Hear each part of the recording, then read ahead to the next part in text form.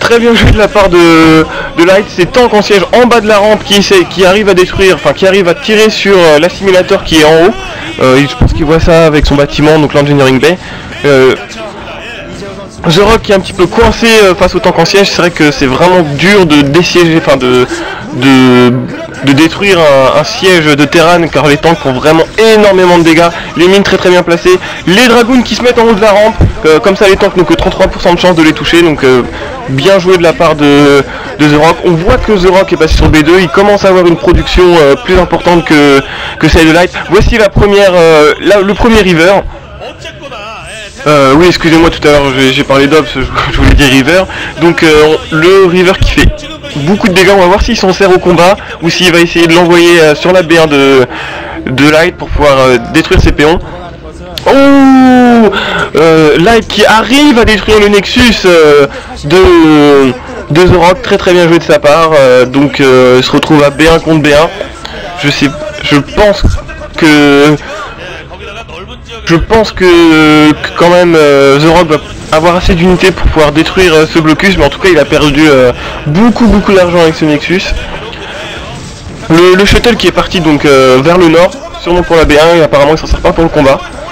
Les tourelles c'est bien joué aussi, en fait les tourelles ça empêche les ops de s'approcher des mines, donc c'est impossible dans ce cas là pour le Protoss de déminer. Excusez-moi. Donc Light qui continue avec son Engineering Bay pour pouvoir voir par-dessus la rampe alors que ses tanks sont en bas en mode siège. Il est passé sur le Starport. Donc on va peut-être, j'espère qu'on va pouvoir voir des drops. Les îlotes de The Rock qu'il a envoyé pour déminer. C'est une autre façon de déminer quand on n'a pas d'observeur, on envoie un îlote, on essaye de détruire le maximum de probes, alors que The Rock descend sa river du shuttle pour essayer. Oh, il a eu un tank, c'est très bien joué. Donc voilà, en fait le problème du Terran quand il joue contre Protoss, c'est qu'il n'a pas d'anti-air à moins de faire Goliath, mais théoriquement il en fait pas au départ. Donc ouf, bien joué pour Light qui arrive à détruire le River alors que ces deux tanks ont plus que 2 de vie, il est en train de faire courir les îlotes. Waouh, il arrive à détruire 2 îlotes avec 2 tanks sans vie, c'est très bien joué. Très grosse micro de la part de Light. Donc doué les tanks qui ont 2 de vie qui vont essayer de revenir au renfort. Light qui ne lâche pas son pouce sur la B2 de The Rock. Donc The Rock a perdu son River, c'est dommage, ça coûte assez cher un River. C'est le genre d'unité qu'on n'a pas du tout envie de perdre. La première waste pour Light, donc comme les bâtiments, il peut s'en servir pour harass, mais aussi surtout pour voir par-dessus les cliffs.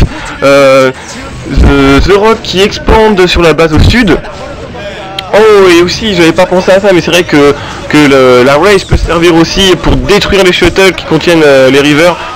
Très bonne micro encore une fois de la part de Light qui a réussi à détruire le river avant qu'il fasse beaucoup trop de dégâts. Les péons qui réparent les tanks endommagés, le gaz qui est tombé, donc The Rock se retrouve sur une seule B1 sans gaz, ça va être très dur pour lui alors que de plus en plus de tanks commencent à arriver. Donc ça c'est une tactique Terran assez courante de se mettre en bas des cliffs avec un bâtiment ou une race pour pouvoir voir par dessus, et vu la portée des tanks ils peuvent souvent atteindre des bâtiments loin au-dessus de la cliff. Oh.